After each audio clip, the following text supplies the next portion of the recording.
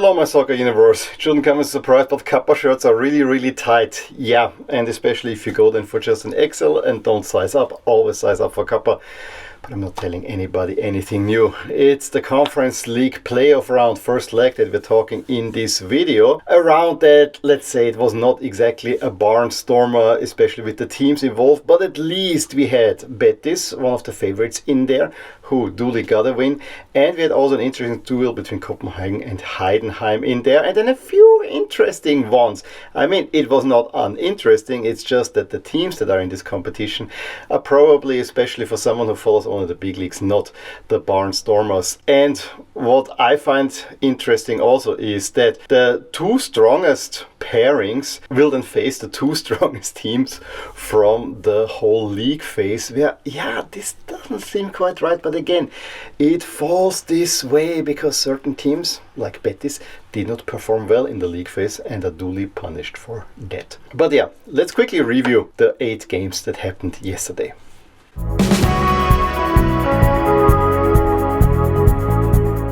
Apoel may have dominated most of the match at Celje, however Celje took already a second-minute lead when a Kučić shot goes through the legs of the Slovenian goalkeeper of Apoel. Any case, Apoel then had a little bit more of the game, got a beautiful equalizer, very well played. Dračić crossed at Abanja, slots into the net, and there was no offside at any moment as well, and probably there should have been another goal for Apoel as well. However, in the second half, Kučić is brought down by being pulled on the shirt. He takes the penalty, sees it safe, however the goalie parries in such a way that it rolls over to the line where Kučić then taps it home. Laifis then in the 70th minute equalizes for Apoel. However, just a few minutes later, Dvali is sent off for a tactical foul, and that actually then handed the advantage to Celje, but they cannot find a winner, and so it's a rather reasonable 2-2 draw for Apoel. Molde's home game against Shamrock Rovers was very much conditioned by 42-second red card, direct red card for Lund for bringing down Noonan, who was running through on goal and having a late tackle. And then in the end, it is Noonan himself who, after a pressing moment by Shamrock Rovers, converts an assist by Watts, and he's now the youngest ever goal scorer in European competitions at 16 years and a slightly more than 100 days.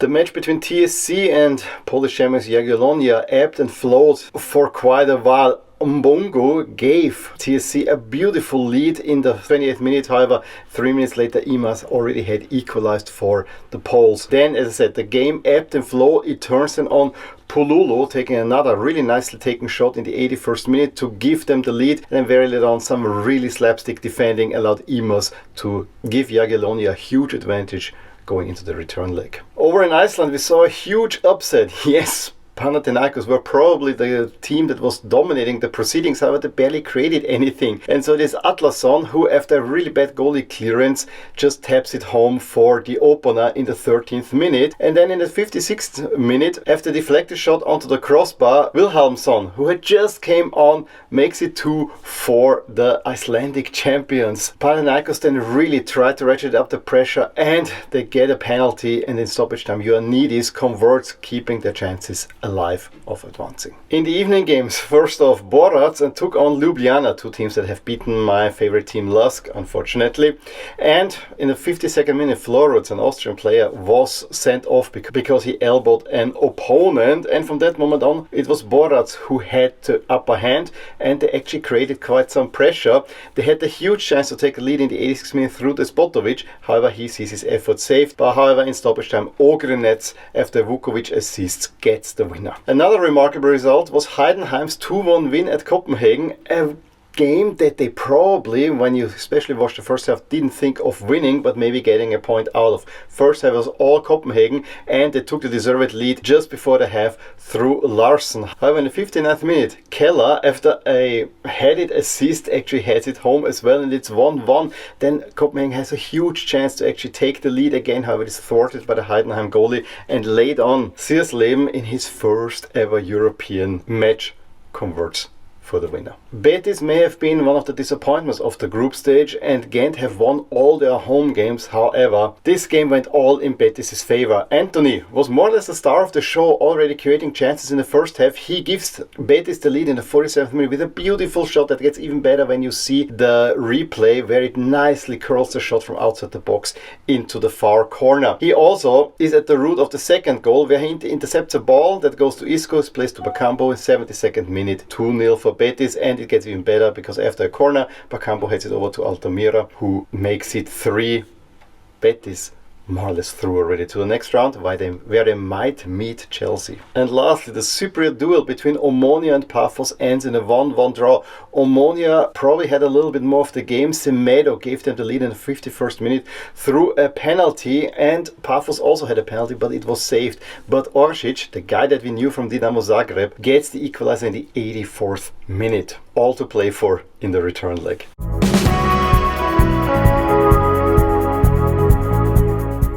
You've already seen it a little bit during the review. However, I want to just mention how is now the situation in terms of the favorites. I mean, Białystok, Real Betis and Heidenheim are huge favorites to move on, especially the former two, more or less already on to the next round. And Heidenheim losing at home, yeah, doesn't seem unrealistic, but they have the advantage, and so you would expect them to move on as well.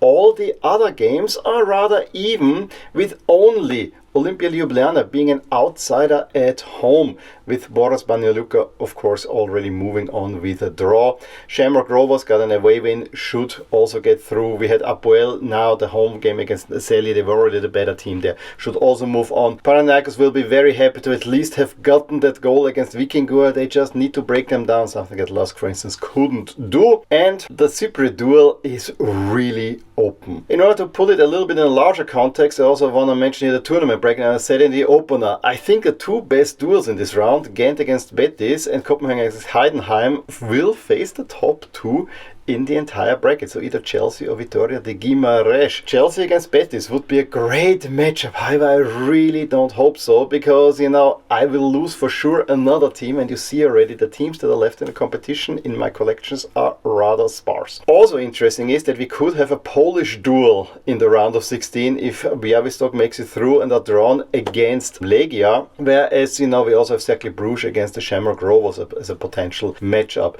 The Cypriot teams will either meet Lugano or Djurgårdens, and I would expect two Cypriot teams making it through. And then Fiorentina and Rapid will either play the winner of Vikingur against Panathinaikos, you would expect Panathinaikos there, or Boras Banja Luka against Olimpia Ljubljana. I've said it before, I actually would hope that Rapid makes a deep run. It's very important for the Austrian Bundesliga, and for that reason I actually hope that they will not face necessarily Panathinaikos, because then it looks rather doable, I would argue. As for the overall chances, not too much has changed. Yeah, Betis' chances of winning it all got a little bit better, but Betis is kind of a so-and-so team anyway. Vitória de Guimarães still in 4th place. They are heading the group of the second string favorites, which would be Vitória, Rapid, Heidenheim, maybe Cercle Bruges and Legia. I actually have a feeling, since the finals played in Poland, that the Polish team might make a deeper run. But as it looks like Chelsea or Fiorentina will win it, it will depend on the draw, because they could also meet already in the semi-final, which wouldn't be real fun, or maybe it will be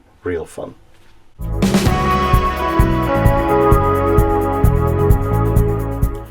If you look at the return legs, I mean, Betis against Ghent is already foregone conclusion, as is Jagiellonia against Bajka Topola. However, I think there are quite a few interesting ones. I mean, anything that involves a Cypriot team is really open. We also have Panathinaikos needing to get a big comeback against Vikingur, so that is definitely an interesting one as well. And then the Ljubljana against Boras Banja Luka is also open and could be an interesting one too.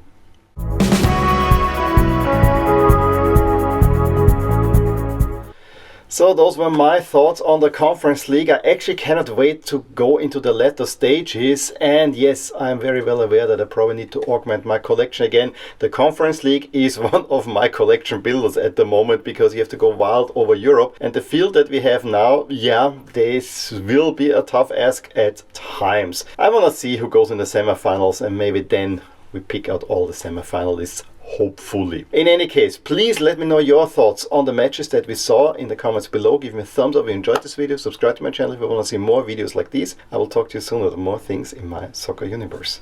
Bye! Hey there, I really hope you enjoyed this video, and if you did, here are some videos and playlists that you may enjoy too. Also, please consider subscribing to my channel and hit the little bell icon so you get notified whenever something happens in my soccer universe. And with that, have a wonderful day. Bye!